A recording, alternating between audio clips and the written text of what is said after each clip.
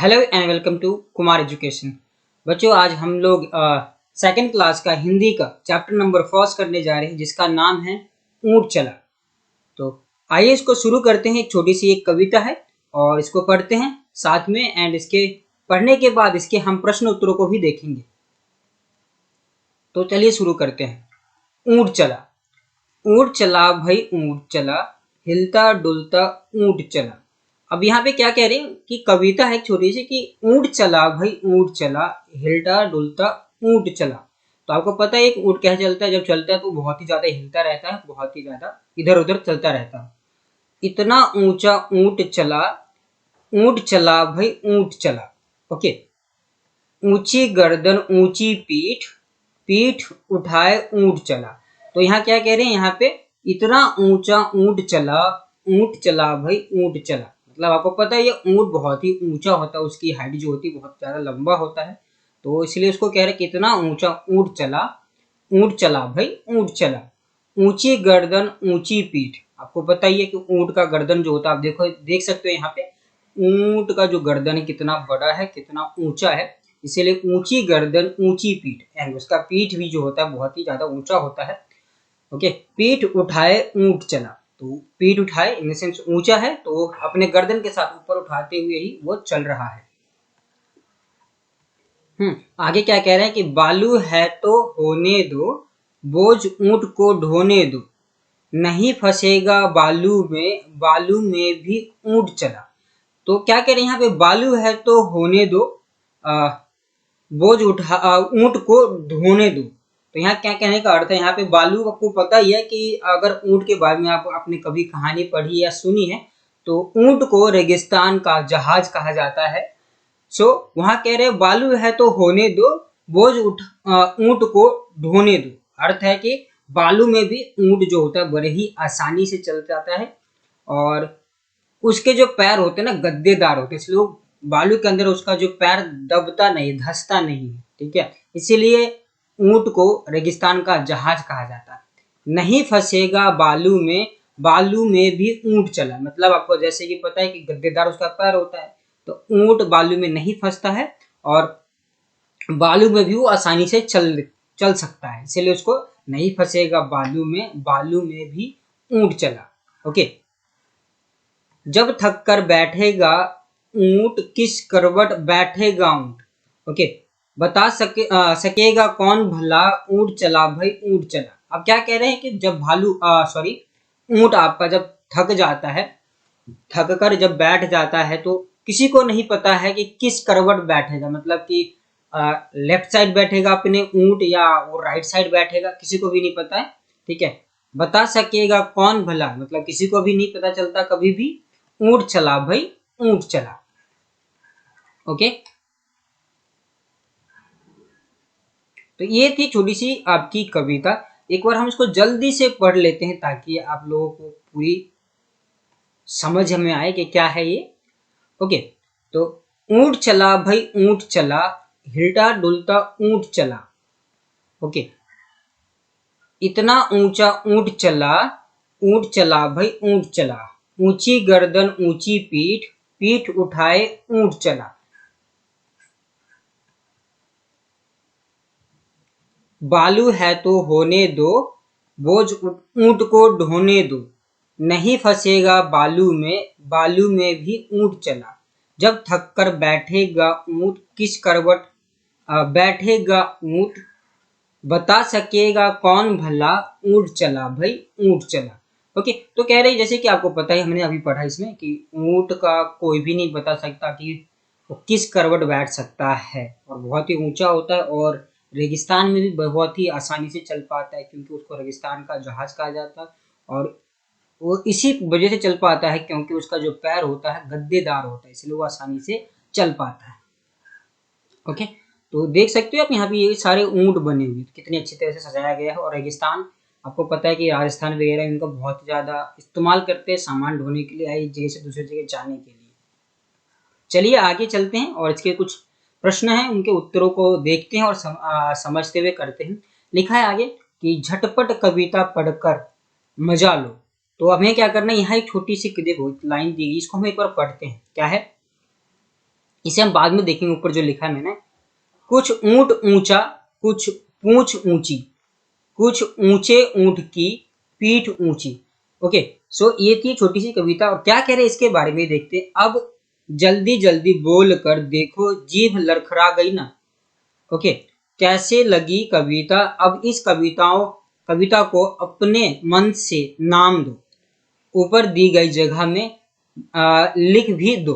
Okay, तो मतलब जैसे कि हमने ये कविता पढ़ी, इसको क्या कहा गया है कि आप अपने मर्जी से जो भी आपको समझ में आ रहा है इस कविता को लेकर, तो क्या कर सकते हो, इस कविता का दूसरा नाम दे सकते हो। जैसे कि इसमें पहला था ऊंट चला, तो आप दूसरा नाम दे सकते हो। क्या नाम हो सकता है, मैंने लिखा है यहाँ पे रेगिस्तान का जहाज, तो आप दूसरा इस पोयम को, कविता को नाम दे सकते हो। तो जो मैंने लिखा है, आप अपनी मर्जी से जो लगता है इस कविता के अनुसार आप दे सकते हो, बट मुझे लगा रेगिस्तान का जहाज मैंने यहाँ पे लिख दिया है। ओके, चलिए आगे चलते हैं। और यहाँ लिखा है रेगिस्तान, क्या है, ऊंट रेगिस्तान में ज्यादा मिलते हैं। नीचे दो चित्र बने हैं, सही जगह पर ऊंट का चित्र बना। तो बच्चों आप देख सकते हो कि ऊंट, हमने अभी भी पढ़ा कि रेगिस्तान, रेगिस्तान मतलब जहाँ पे ये रेत होते हैं, राजस्थान बहुत ज्यादा रेत होता है, तो वहां पे इसको ऊंट की चित्र बनानी। तो ये रोड की बात करें तो यहाँ चलते हैं, बट हमारा जो ज्यादातर ऊंट पाए जाते हैं रेगिस्तान में, जहाँ बालू होते हैं। ओके, तो इस जगह पे आप क्या कर सकते हैं, ऊंट का आप एक चित्र बनाना इस जगह पे, अपनी बुक में आप बना सकते हो देख कर ऊपर से। ओके, चलिए आगे चलते हैं। लिखा है बालू या रेत कहाँ कहाँ पर मिलते हैं। तो आप लोग देख सकते हो ज्यादातर समुद्र व नदी के किनारे, मतलब पहला है कि समुद्र व नदी के किनारे हमें रेत देखने को मिलती है, और दूसरा रेगिस्तान। तो आपको पता ही है कि रेगिस्तान में तो रेत होता ही है। तो दो जगह है जहाँ पे ये रेत हमें बहुत ही ज्यादा देखने को मिलते हैं। ओके, इसी तरह आगे बढ़ते हुए देखते हैं कितना। अब क्या है, हिलता डुलता ऊंट चला, इतना ऊंचा ऊंट चला। ओके, तो क्या कह रहे हैं इसके बारे में, आओ बताओ, अब बताओ ऊंट कितना ऊंचा। ओके, तुम्हारी कक्षा की दीवार, मतलब कि क्या है, कितना ऊंचा हो सकता है। ठीक है, उन्होंने कुछ बातों को बताया गया है कि कितना ऊंचा हो सकता है, तुम्हारी कक्षा का दीवार या हाथी जितना। ठीक है, इसमें मतलब बात की गई है, कंपेयर किया गया कि तुम्हारी कक्षा का दीवार कितना ऊंचा है, तो हाथी के जितना है। ठीक है, इस तरह बिजली के खंभे कितना ऊंचा है, तो मेरे घर की छत के जितना। ठीक है, तो इसमें बता रखे हैं कि ऊंट कितना ऊंचा है। उसी तरह से इन सब चीजों को बताया गया है कि तुम्हारी कक्षा की दीवार है हाथी के जितना ऊंचा है, बिजली के खंभे जितना, मेरे घर की छत जितना, मतलब ऊंचे हैं ये। ठीक है, आगे इसी तरह बोला गया कि हाथी कितना मोटा। अब हाथी कितना मोटा गया बताया गया है, देखो, तुम्हारी माँ के संदूक जितना, मतलब हाथी कितना मोटा हो सकता है, संदूक आपको पता ही है बहुत ज्यादा बड़ा होता है, तो हाथी संदूक कितना मोटा हो सकता है, ऊंट जितना हो सकता है। ठीक है, पहाड़ जितना, मेरे घर से बक्से जितना, मतलब मेरे घर में जो बक्से हैं उसके जितना भी हो सकता है वो मोटा। ठीक है, चींटी कितना छोटा। अब चींटी की बात की गई है, देखो, चीनी के दाने जितना, मतलब चींटी हो सकती है, चींटी चीनी के दाने जितना हो सकता है, चावल के दाने जितना भी हो सकता है, बिल्कुल, इलायची के दाने जितना भी हो सकता है, और चाय के दाने जैसा भी हो सकता है, बिल्कुल छोटा होता है, आपको पता है चींटी। तो इस तरह से उसको बताया गया है। इसी तरह आगे बढ़ते हुए आगे देखते हैं, कुछ ऊंचा कुछ नीचा, उसके बारे में पढ़ते हैं। क, ऊंट से ऊंची चीजों के नाम पर गोला लगाओ। तो यहाँ कुछ चीजें दी गई है, हमें देख सकते हो यहाँ पे। तो इनको क्या करना है, जो ऊंट से ऊंचा है उनको आपको नाम देने हैं, सॉरी गोला लगाना है। तो आप उनपे गोला लगा सकते हो, कैसे, तो देख सकते हो, बछिया, बछिया मतलब गाय का जो बछड़ा होता है या बछिया होती है, उनको, गाय के बच्चे को बछड़ा या बछिया कहा जाता है। तो ये छोटा होता है ऊंट से, हमें पता है, तो इस पे नहीं लगाना है। तुम्हारी कक्षा की छत, बिल्कुल कक्षा की छत हमारी हो सकती है ऊंची है, ऊंट की इतनी हो सकती है, ऊंचा है, बिल्कुल है। बिजली का खंभा भी ऊंचा है। ठीक है, आम का पेड़ भी ऊंचा है, बिल्कुल है। तो जो ऊंट की इतना मतलब ऊंचा हो सकता है, तो हमने इस पे गोला लगा दिया। हाथी ऊंचा होता है बट मोटा भी है साथ में, तो आप चाहो तो इसे लगा सकते हो, बट हमें तीन चीजें ज्यादा ऊंचा है, हम इस कंपेरिजन ऊंट के, इसके, तो हमने तीनों पे लगाया है। एंड आगे पढ़ते हैं, क्या है हमारा ख, ऊंट के, एक सेकंड इसको हटा दो ताकि आपको आसानी से दिखे। बट ये आम मैंने इसलिए हटाया, आम के ऊपर भी लगाओगे आप लोग बोला, बट मैंने इसलिए दिखने के लिए हटाया है। छोटा सा मैं एक बार लगाया ताकि आपको दिखे यहाँ पे। चलो बाहर नहीं जाते हैं। हाँ, ऊंट के नीचे से क्या क्या निकल सकता है। तो आप देख सकते हो ऊंट के नीचे से, मैंने यहाँ उत्तर लिखा हुआ देखो, कुत्ता, बिल्ली, चूहा, खरगोश आदि ऊंट के नीचे से निकल सकता है। क्यों? क्योंकि वो छोटे होते हैं, उसके पैरों के नीचे से निकल सकता है आसानी से। इसी तरह ग क्या बोला गया, देखते हैं किन किन चीजों की मदद से ऊंट पर चढ़ेंगे। ठीक है, चढ़ोगे या हम लोग चढ़ सकते हैं, तो कैसे? सीढ़ी की मदद से हम चढ़ सकते हैं, या कंधों पर सवार होकर भी हम चढ़ सकते हैं, एक दूसरे के कंधों पर सवार होकर भी हम ऊंट के ऊपर चढ़ सकते हैं। बिल्कुल सही। चलते हैं आगे। सफर का सामना। ओके, सफर का सामना क्या है? ऊंची गर्दन, ऊंची पीठ, पीठ उठाए ऊंट चला। क्या अर्थ है इसका? देखिए यहाँ पे, आओ ये सब क्या उठाकर चलेंगे, इनके बारे में बात करते हैं। देखो यहाँ कुछ चीजों के नाम दिए गए, जैसे कि हाथी, टीचर जी, पिताजी, शेर और दादाजी। तो इन्होंने बोला है कि आओ बताओ ये सब क्या उठाकर चलेंगे। तो देखो हाथी क्या उठा सकता है? सिर उठाकर चल सकता है, बिल्कुल सही। सूंड उठा के भी चल सकते हैं, बिल्कुल सही। और पेड़ों की टहनी को भी उठाकर, मतलब तने इन द सेंस जो टहनी आपको होता है उसके शाखाएं होती हैं, उसको भी उठाकर आसानी से चल सकता है। टीचर चौक उठा के चलते हैं, बिल्कुल सही। और रजिस्टर, जो रजिस्टर इसमें हमारा अटेंडेंस होता है वो इसमें होता है, ठीक है, वो भी उठा के चलते हैं। किताब, वो भी उठा के चलते हैं। पिताजी बैग उठा कर चलते हैं। मोबाइल, मोबाइल लेके चलते, उठाकर चल सकते हैं, बिल्कुल। लैपटॉप को भी आसानी से उठा के ले सकते हैं, ले जा सकते हैं। तो शेर की बात की गई, शेर सिर उठा सकता है, अपना शिकार उठाकर लेके जा सकता है, और पूंछ भी उठाकर चलता है या ले जा सकता है, बोल सकते हो। दादाजी चश्मा उठाकर चलते हैं या ले जाते हैं, समाचार पत्र लेकर जाते हैं। और कलम, कलम मतलब पेन की बात की गई, वो भी उठाकर ले जाते हैं। ओके, अब आगे लिखा है कि अलग अलग घर। अलग अलग घर क्या है देखते हैं। नीचे कुछ शब्द लिखे हैं, इन्हें बोलकर देखो। अब मतलब नीचे कुछ शब्द लिखे हैं, इन्हें बोलकर देखो। अब मिलते जुलते शब्दों को सही खाने में लिखो। ठीक है, तो आप यहाँ देख सकते हो कुछ शब्द दिए गए हमें, इस जगह बॉक्स में कर रहा हूँ आपको ताकि आसानी से दिखे। आप देख सकते हैं यहाँ पे कुछ हमें शब्द दिए गए, जैसे कि झूठ, शूट, भला, धस, हंस, तब, कब, गला, आलू, चालू। तो ओके, तो ये हमें मिलते जुलते शब्द ढूंढने। देखो ऊंट, ऊंट के सामने क्या आ सकता था हमारे पे? देखो जूट, शूट मैंने लिख दिया हो, आप देखिए जूट लिखा हो पहले से, शूट हमने लिखा है सूट। ठीक है, इसी तरह से बालू, तो आलू, चालू लिखा हुआ है। फस, हंस, धस और हंस हमने लिखा हुआ है। ठीक है, चला तो गला और भला लिखा हुआ है। बिल्कुल इनके मिलते जुलते हमें शब्द लिखने थे इनके सामने, तो हमने लिख दिया है पहले ही, तो आप देख सकते हो और पढ़ सकते हो बड़ी आसानी से। इसी तरह से जब, कब और तब, ये हमारे क्या है, सारे जो शब्द दिए हुए थे हमें मिलते जुलते हैं, इसलिए हमने इसके उन्हीं खानों में उन्हीं के सामने लिखा ताकि आपको आसानी से पढ़ने में समझ में आए कि इसको आप आसानी से पढ़ सको और अपनी रजिस्टर या कॉपी में लिख सको। ठीक है, तो आगे देखिए क्या कह रहे हैं, ऐसे ही और शब्द सोच कर लिखो। तो आप और भी अपने जैसे कुछ शब्द लिख सकते हो, जैसे कि आना, फिर जाना, जाना हो सकता है। ठीक है, आम, ठीक है, काम, मतलब क्या है, ये मिलते जुलते शब्द आप लिख सकते हो। ठीक है, तो इस तरह से आप इसको कर सकते हो, और भी चाहो अपनी मर्जी से और ज्यादा भी लिख सकते हो, बिल्कुल। अब आगे है कि अक्षर की बात। अक्षर क्या है इसे देखते हैं एक बार। कविता में ब से शुरू होने वाले शब्द कौन कौन से हैं, उनके नीचे रेखा खींचो। तो यहाँ पर बोला गया था जैसे कि बालू, देखो बालू बिल्कुल, बोझ, बैठेगा, बता, मतलब जैसे कि हमने बालू, बालू भी आया था हमारा, बोझ भी आया था, बोझ उठाकर बैठेगा, किस करवट बैठेगा हमें नहीं पता था। ठीक है, कौन बता सकेगा भला, तो बता, ये भी। तो ब से शुरू होने वाले जो शब्द थे यहाँ लिखे हुए, इसके नीचे अंडरलाइन करना था हमें, लाइन खींचनी। तो सिंपल आप क्या कर सकते हो, इनको लिख कर अपनी कॉपी में इसको लाइन खींच सकते हो। वहां पे मतलब कि जहां पे ये कविता हमने पढ़ी थी उस जगह पे उसके नीचे लाइन खींचनी है आप लोगों को। ठीक है, अगला है कि तुम्हारा नाम किस अक्षर से शुरू होता है। तो आप देख सकते हो कि तुम्हारा नाम किस, आप अपने अपने नामों को देखोगे, आप समझोगे और से किस अक्षर से शुरू होता है।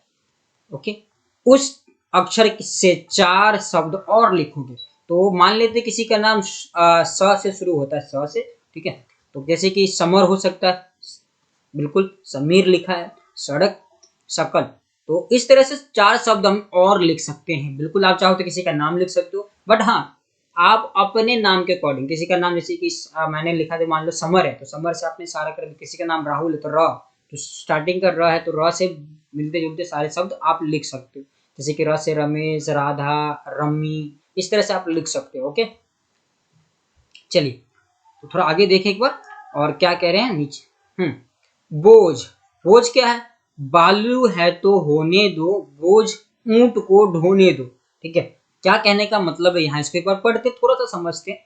लिखा है बहुत से जानवरों को बोझ ढोने के लिए इस्तेमाल किया जाता है, क्या तुम्हें ये ठीक लगता है और क्यों? मतलब कि पूछा गया आप लोगों से कि बहुत सारे जानवरों का, जैसे कि आपने भैंस को देखा है, गधे को देखा है, घोड़े को भी देखा है, ऊंट को भी देखा है, बिल्कुल सही। तो वो सामान ढोने के लिए उनका इस्तेमाल किया जाता है, तो क्या आपको, आपके अनुसार क्या लगता है वो सही है? नहीं, बिल्कुल ही नहीं, सही नहीं है। क्यों कि नहीं, मुझे काफी तकलीफ होती है, ये उचित नहीं, मतलब कि हमें जानवरों को सामान ढोने के लिए इस्तेमाल नहीं करने के लिए वो, बट लोग करते हैं। ठीक है, तो और सामान ढोते तो हैं, लेकिन कई बहुत ज्यादा जरूरत से ज्यादा डाल देते हैं उसके ऊपर, जिससे वो बहुत ही ज्यादा लेके जाना पड़ता है उसको, और उससे तकलीफ होती है जानवरों को। ठीक है, तो ये उचित बिल्कुल ही नहीं है। तो यहाँ पे मैंने इसके आंसर लिखे जो आप यहाँ पे देख सकते हो और इसको कर सकते हैं। जस्ट सेकेंड हटाऊ आपके लिए। यहाँ पे आप कर लेना इसको, जो ये वाले पहला था आपका, इसे कर लोगे। देन दूसरा है तुम्हारे आसपास कौन कौन बोझ उठाते हैं। तो आप देख सकते हो हमारे आसपास, जैसे कूली, रेलवे स्टेशन पे आपने देखा है कूली जो हमारा बैग या लगेज सामान उठा कर लेके चलते हैं। मजदूर जो बाहर मजदूरी करते, सामान इधर उधर ले जाने के लिए काम करते हैं। घोड़े, घोड़े भी जैसे आपने देखा हो कई जगह घोड़े का इस्तेमाल किया जाता है सामान को यहाँ से वहां ले जाने के लिए। गधे भी सामान ढोते हैं, बिल्कुल सही। आदि मतलब ये सारे जैसे जो है हमारे सामान ढोने के काम करते हैं। ओके, आगे है अकड़ी बकरी करके तकड़ी। क्या है ये, देखिए इसको आगे, मतलब इसको हमें कविता को बढ़ाना था आगे। ठीक है, कविता को बढ़ाना है आगे, तो अकड़ी बकरी करके तकड़ी दोनों की यारी होकर पकड़ी, मतलब पक्की। ओके, होकर पक्की, करे कभी ना धक्का मुक्की। तो हमने ये कविता को आगे बढ़ाया, तो यहाँ से आपको पढ़ना है। ओके, देन आगे है कितने ऊंट। अब इस कविता में कुल कितनी बार ऊंट आया है बिना देखे लिखो। तो आप लिख सकते हो, जैसे कि आप बिना देखे कितनी बार, हम तो मान लेते 13 से 12 हो सकता है। ठीक है, तो मतलब इस तरह से 12 14 या ऐसे कर सकते हो आप, कितना अंदाजा लगाने, तो मैंने अंदाजे के अकॉर्डिंग लिखा, तो आप देख सकते हो गिन के लिख सकते हो, बट पहले अंदाजे के लिए बोला गया था इसलिए। देन अगला है कि नीचे चित्र में कितने ऊंट छिपे हैं, ध्यान से देखकर बताओ। तो आप इनको देखकर अपने अकॉर्डिंग लिखोगे खुद ही। ओके, तो थैंक यू बच्चों, ये थी आपकी हिंदी का कक्षा का, हिंदी दूसरी कक्षा का पहला पार्ट। आप इसको कर लोगे अपनी कॉपी में और इसको बड़े ध्यान से आप लोग समझोगे। आई होप को मेरी वीडियो अच्छी लगी हो आप लोगों को, तो इस चैनल को सब्सक्राइब कर लेना और बेल आइकन को प्रेस कर लेना, ताकि आपको हर वीडियो की नोटिफिकेशन मिलती रहे। थैंक यू बच्चों।